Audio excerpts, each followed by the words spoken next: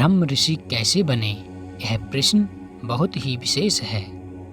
ब्रह्म ऋषि की उपाधि पाना अत्यंत दुर्लभ और सर्वोच्च आध्यात्मिक उपलब्धि मानी जाती है। ब्रह्म ऋषि बनने का मार्ग परम सत्य की ओर एक आध्यात्मिक यात्रा है।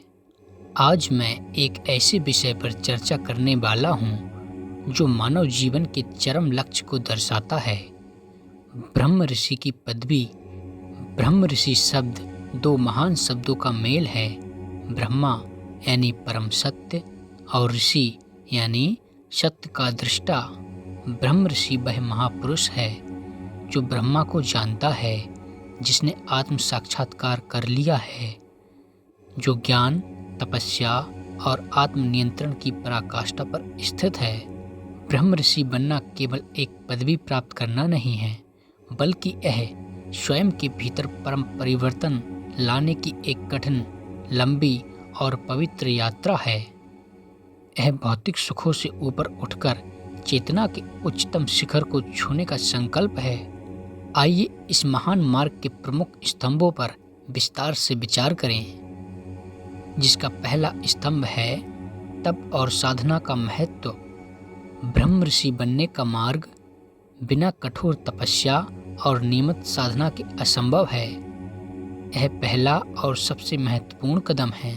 ध्यान, मन को शांत करना, विचारों के कोलाहल से मुक्ति पाना और चेतना को एकाग्र करना।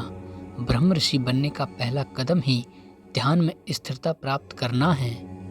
योग और प्राणायाम शरीर और मन को शुद्ध और अनुशासित करने के लिए।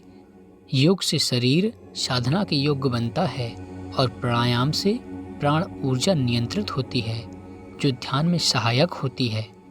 ब्रह्मचर्य, इसका अर्थ केवल शारीरिक संयम नहीं, बल्कि विचार, वाणी और कर्म में पूर्ण संयम है। अपनी ऊर्जा को भौतिक इच्छाओं से हटाकर आध्यात्मिक उत्थान की ओर लगाना, यह ऊर्जा ही तपस्या को सफल बनाती है। सत्य और अहिंसा, सभी तपस्याओं की नींव नैतिकता पर टिकी होती है। सत्य का पालन और सभी जीवों के प्रति करुणा का भाव आवश्यक है। दूसरा स्तंभ है ज्ञान और विवेक का अर्जन। ब्रह्म ऋषि केवल तपस्वी नहीं, बल्कि ज्ञान की मूर्ति होते हैं। उन्हें ब्रह्म ज्ञान की प्राप्ति होती है। शास्त्रों का अध्ययन, वेद, उपनिषद, गीता और अन्य आध्यात्मिक ग्रंथों का गहन अध्ययन आवश्यक है। लेकिन केवल पढ़ना ही पर्याप्त नहीं है, उसे जीवन में उतारना होता है। विवेक, ज्ञान से भी ऊपर है विवेक।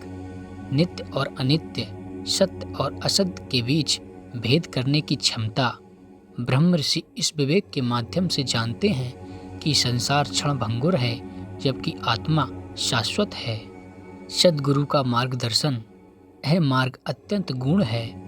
यह सच्चे गुरु के बिना ब्रह्म ज्ञान की प्राप्ति लगभग असंभव है। गुरु ही शिष्य को भटकाव से बचाकर सही दिशा प्रदान करते हैं। तीसरा स्तंभ है अहंकार का नाश और निर्मोह। ब्रह्म ऋषि बनने के लिए अहंकार का त्याग करना पड़ता है। यह सबसे बड़ी बाधा होती है। अहंकार शून्य होना। जब तक मैं और मेरा का भाव रहता है, तब तक ब्रह्मा के साथ एकात्म होना संभव नहीं है। यह अहंकार ही ज्ञान और तपस्या के फल को नष्ट कर देता है। निर्मोह, संसार के पदार्थों, रिश्तों और परिणामों से आसक्ति का त्याग। कर्म करते हुए भी कर्म के फल की इच्छा न रखना, यही निष्काम कर्म है जो निर्मोह की ओर ले जाता है। सर्वत्र समभाव, सुख दुख, मान अपमान, शत्रु मित्र, स्वर्ण मिट्टी, सभी को समान दृष्टि से देखना। यह संभाव ही व्यक्ति को अद्वैत की अनुभूति कराता है। चौथा स्तंभ है चरम लक्ष्य, ब्रह्मा से एकात्मकता। ब्रह्म ऋषि का अंतिम और सर्वोच्च लक्ष्य ब्रह्मा के साथ एकात्म हो जाना है। आत्म साक्षात्कार, यह वह क्षण है जब ऋषि को यह अनुभूति होती है कि उनकी आत्मा और परम ब्रह्मा एक ही है। सर्वव्यापी चेतना, इस अवस्था में ऋषि केवल स्वयं के लिए नहीं जीते, वे समस्त ब्रह्मांड में एक ही चेतना का अनुभव करते हैं। उनका ज्ञान और उनकी शक्ति समस्त लोक के कल्याण के लिए होती है। मुक्ति, ब्रह्म ऋषि जन्म और मृत्यु के चक्र से मुक्त हो जाते हैं। वे जीवित रहते हुए भी मुक्त होते हैं। इस सारे वृत्तांत का एक ही निष्कर्ष है, ब्रह्म ऋषि विश्वामित्र और वशिष्ठ जैसे महान ऋषियों की पदवी आज भी हमें प्रेरित करती है।